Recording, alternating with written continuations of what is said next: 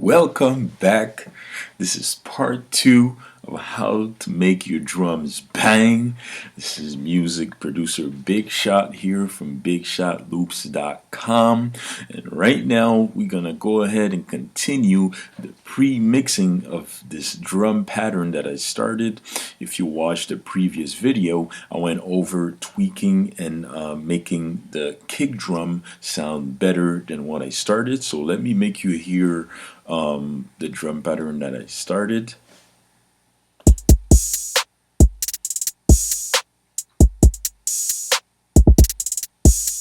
Alright, so I already went over and did some changes on the kick drum.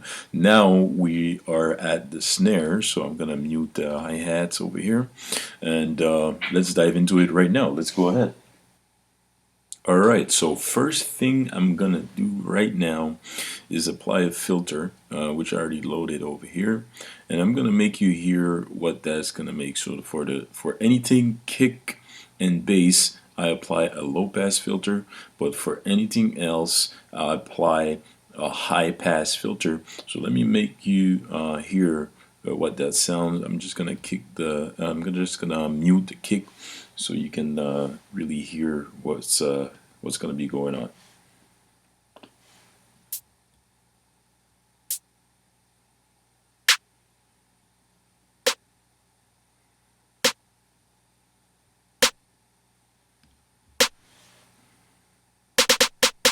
So that was, I went from with this knob over here, I went from the right all the way to the left.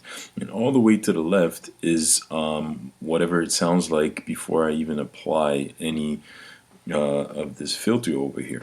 Okay, so I usually turn it until it sounds the way I want to, so that this way I don't completely eliminate all the lower frequencies, so that we keep it in its own space, but we still want it to sound pretty nice and clear. So let's go ahead and adjust.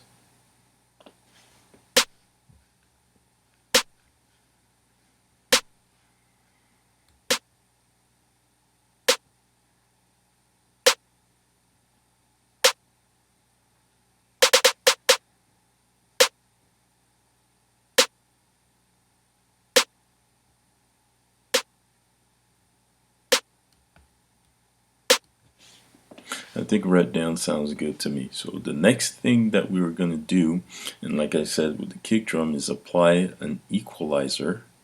So we're just going to go ahead and apply the isotope ozone equalizer over here. I'm going to open up the visualizer, and we're going to make sure that everything sounds right. And I'm going to show you a little trick that I do to actually change the character of the sound when it hits, as we're going to see on the visualizer, the equalizer visualizer over here. So let's listen.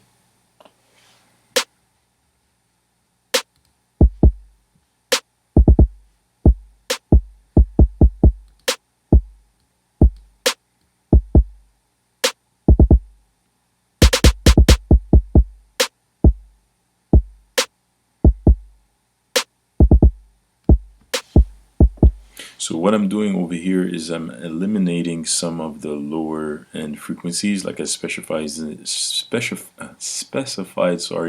in the previous video, is that you want to go ahead and eliminate some of the frequencies for a certain sound, so that this way they sit right in their own space. So I'm eliminating and removing some of the low end frequencies, and so I can leave it for the kick and the bass line, or whatever the case may be. And then I'm gonna go ahead in the mids, which is in the middle of this section over here, because the left side is for the low frequencies. So in the mids over here, so whenever you hear somebody say, oh, my mids are too low, too high, whatever, so it's in the middle of the frequencies on an equalizer. Alright, so let's do a little adjustment over here. Same concept as the kick, but we're going to go ahead and do some adjustments in the mids, so which is in this section over here. So we're going to increase at a specific hertz location over here. So let's listen.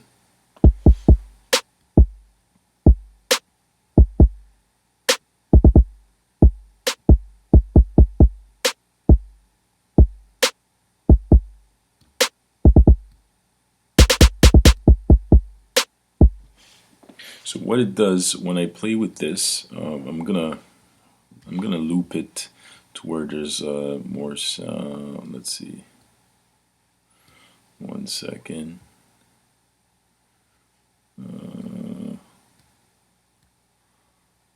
Okay, 1 second here. I'm just gonna loop it where we can actually hear more of the sounds that I'm trying to adjust.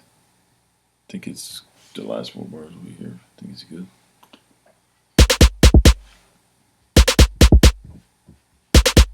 Let me bring back the visualizer.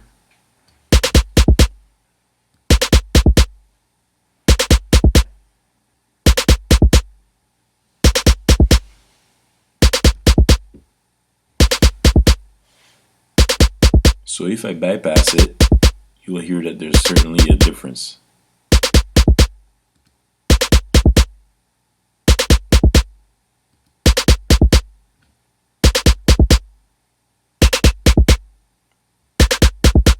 So you're hearing as I go left to right, you'll hear the it's like it gives you like a tone.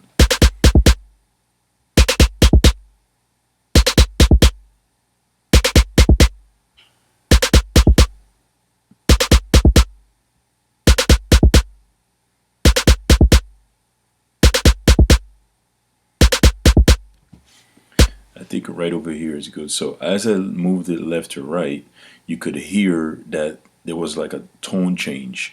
So the more you go to the right, which is in the higher frequencies, that tone that you're hearing is going to go higher. If you go a little bit to the left, it's going to go a little lower, which gives you a different tone and character for the snare. All right, so let's listen to it and make sure with the kick. And we're gonna loop it back with the whole 8 bar. Let's listen to it.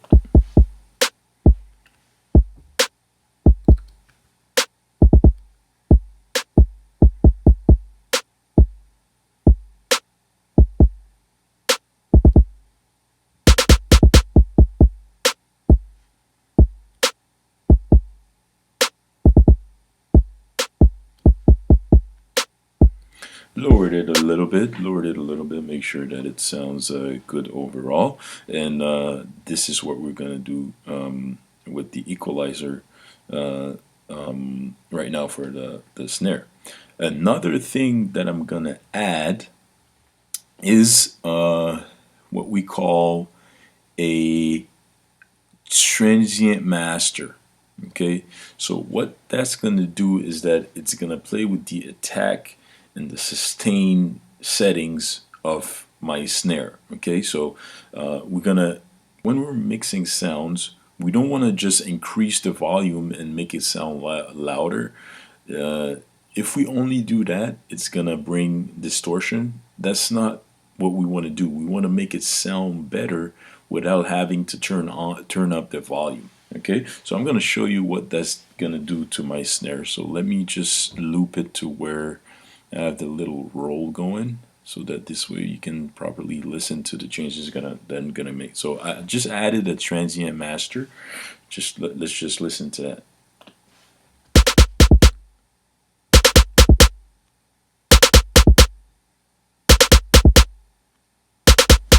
So just by increasing the attack by 60% over here with this knob, I'm gonna take it back to 0%, and you're gonna listen to the difference once again.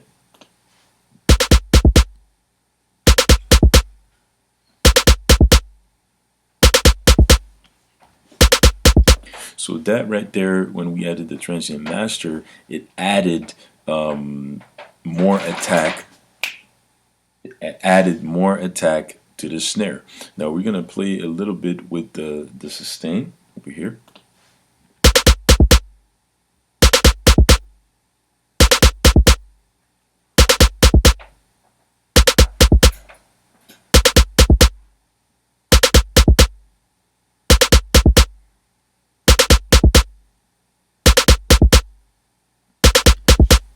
So what the sustain does, it either make it sound more live, or if you go in the negative, it makes it sound more dry. Okay, so in my opinion, I wanted to go a little bit more live to make the sound more like if it was in a large space. I like when my instruments breathe. So I went in the positives and I added 28%. Let's go over to the mixer and make sure that our snare is not redlining. Okay, so let's just play it.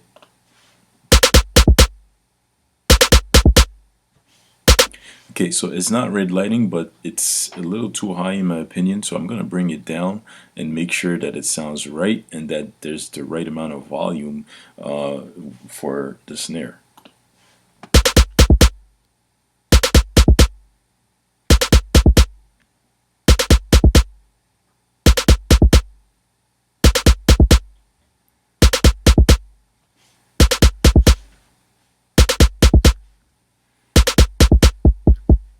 Okay, so one of the things that I like to do also with my snares is to add a reverb. Okay, so that this way it makes it sound more alive. So what I use is the Valhalla Room audio unit, and this is pretty cool because they have a lot of presets that you can play with, and when it comes to reverb, and I really like the sound and the outcome that comes with that. So I'm gonna go over here, put it to dark chamber, to latency. I'm gonna bring it down a little bit, and let's listen to what it's gonna make to my snare over here.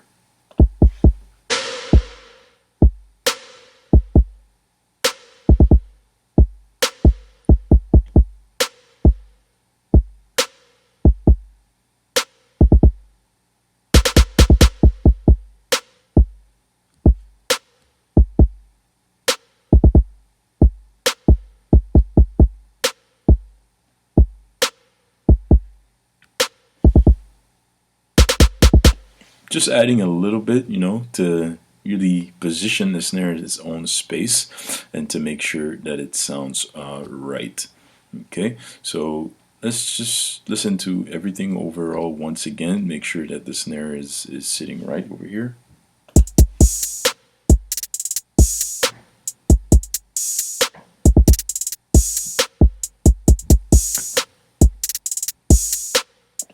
All right, so I didn't add too much to it. Made sure that it sounded right.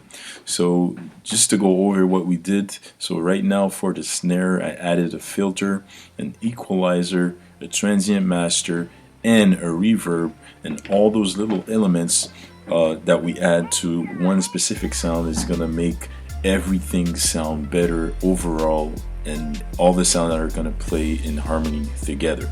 All right, so hope that you enjoyed the video. That's going to be it for part 2.